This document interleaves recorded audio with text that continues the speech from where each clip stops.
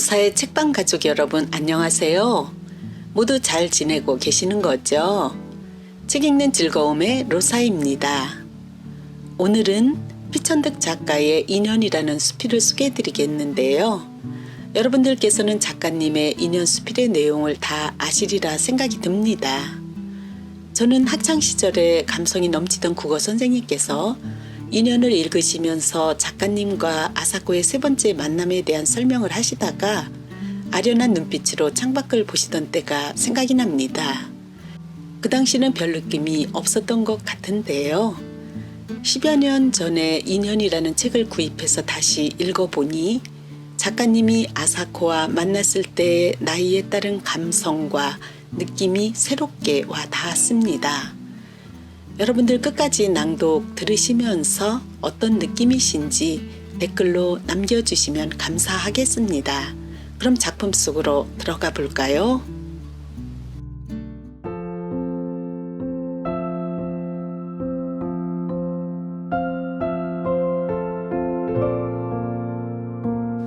인연 피천득 지난 4월 춘천에 가려고 하다가 못 가고 말았다. 나는 성심여자대학에 가보고 싶었다. 그 학교에 어느 가을 학기 매주 한 번씩 출강한 일이 있다. 힘드는 출강을 한 학기 하게 된 것은 주수녀님과 김수녀님이 내 집에 오신 것에 대한 예의도 있었지만 나에게는 사연이 있었다. 수십 년 전 내가 17 되던 봄 나는 처음 동경에 간 일이 있다. 어떤 분의 소개로 사회교육과 미우라 선생 댁에 유숙을 하게 되었다. 시바구 시로간에 있는 그 집에는 주인네와 어린 딸 세 식구가 살고 있었다. 하녀도 서생도 없었다. 눈이 예쁘고 웃는 얼굴을 하는 아사코는 처음부터 나를 오빠같이 따랐다. 아침에 나왔다고 아사코라는 이름을 지어주었다고 하였다. 그 집 뜰에는 큰 나무들이 있었고 1년 초 꽃도 많았다. 내가 간 이튿날 아침 아사코는 스위트피를 따다가 꽃병에 담아 내가 쓰게 된 책상 위에 놓아주었다. 꽃이라고 생각하였다. 성심여학원 소학교 1학년인 아사코는 어느 토요일 오후 나와 같이 저희 학교까지 산보를 갔었다.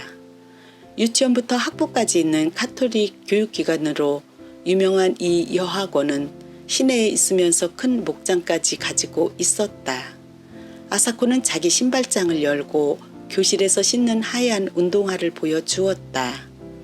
내가 동경을 떠나던 날 아침 아사코는 내 목을 안고 내 뺨에 입을 맞추고 제가 쓰던 작은 손수건과 제가 끼던 작은 반지를 이별의 선물로 주었다.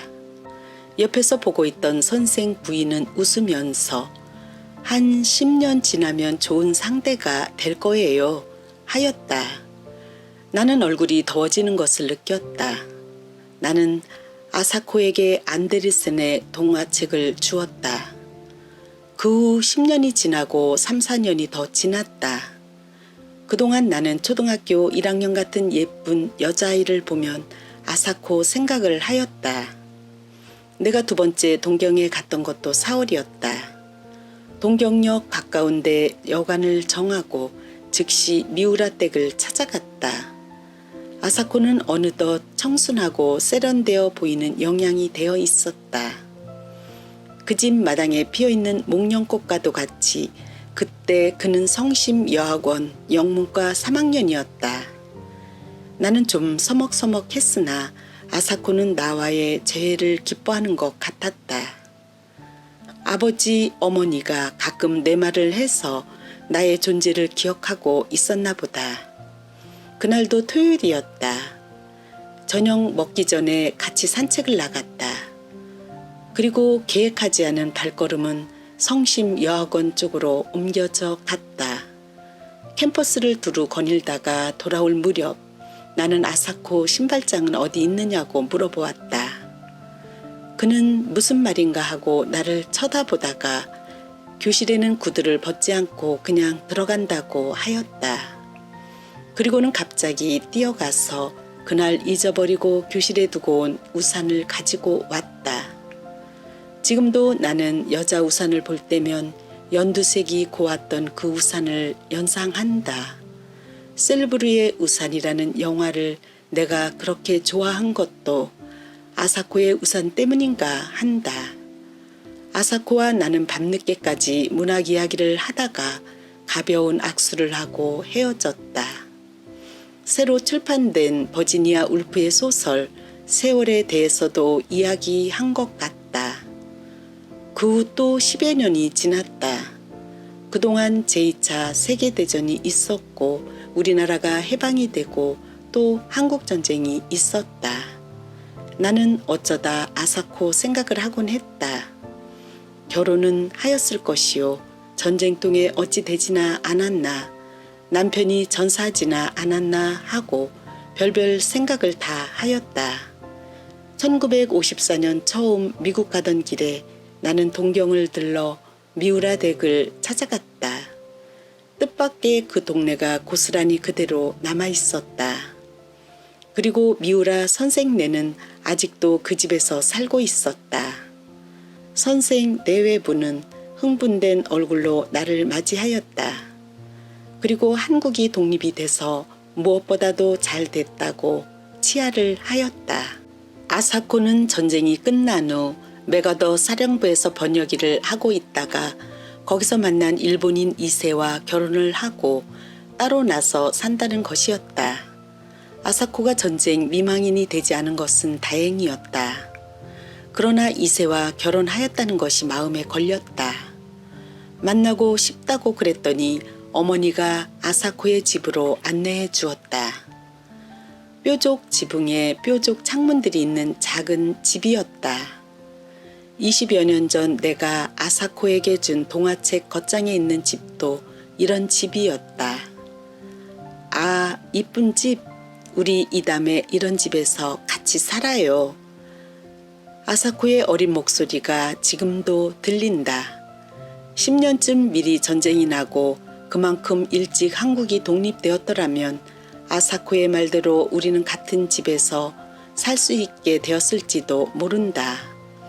뾰족 지붕에 뾰족 창문들이 있는 집이 아니라도 이런 부질없는 생각이 스치고 지나갔다. 그 집에 들어서자 마주친 것은 백합같이 시들어가는 아사코의 얼굴이었다. 세월이란 소설 이야기를 한 지 10년이 더 지났었다. 그러나 그는 아직 싱싱하여야 할 젊은 나이다. 남편은 내가 상상한 것과 같이 일본 사람도 아니고 미국 사람도 아닌 그리고 진주군 장교라는 것을 뽐내는 것 같은 사나이였다. 아사코와 나는 절을 몇 번씩 하고 악수도 없이 헤어졌다. 그리워하는데도 한 번 만나고는 못 만나게 되기도 하고 일생을 못 잊으면서도 아니 만나고 살기도 한다. 아사코와 나는 3번 만났다. 3번째는 아니 만났어야 좋았을 것이다. 오는 주말에는 춘천에 갔다 오려 한다. 소양강 가을 경치가 아름다울 것이다.